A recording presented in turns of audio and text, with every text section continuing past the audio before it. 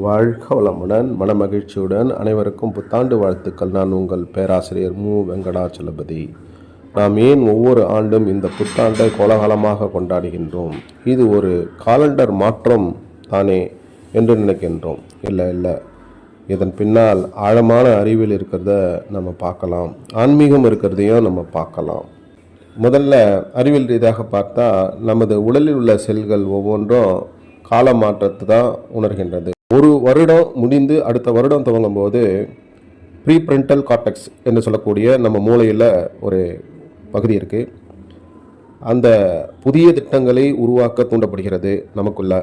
இதனால்தான் ஒவ்வொரு புத்தாண்டும் பிறக்கின்ற போது சந்தோஷமாக நாம் இருக்கின்றோம். பூமி சூரியனை சுற்றி வர 365 கால நாட்கள் எடுக்கிறது. இதனால் மூளையில் டோபமின் ஹார்மோன் சுரக்குது.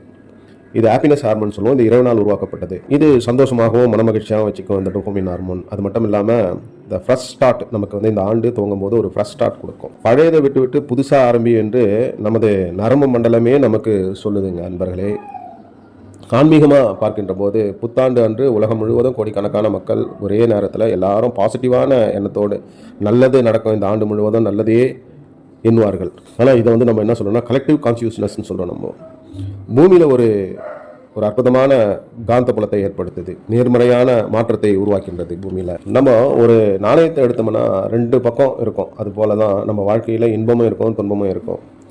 இதை சமநிலையில் எடுத்துக்கொண்டு வாழ்க்கையை மகிழ்ச்சியோடு எதிர்கொள்ளணும். இது மட்டும் இல்லாமல் நம்ம ஒரு சங்கல்பம் அப்படின்னு சொல்லுவோம் ஆன்மீகத்தில். எந்த ஒரு விஷயமா இருந்தாலும் அதை நினச்சிட்டு செயல்படும் போது அது ஆழ் மனதில் பதியும். ஆனால் இது பிரபஞ்ச காலத்திலையும் பதியும் என்பதை நம்ம உணர்ந்து கொள்ள வேண்டும்.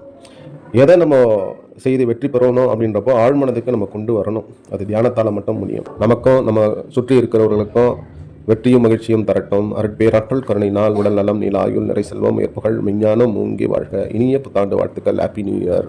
வாழ்க வளமுடன்.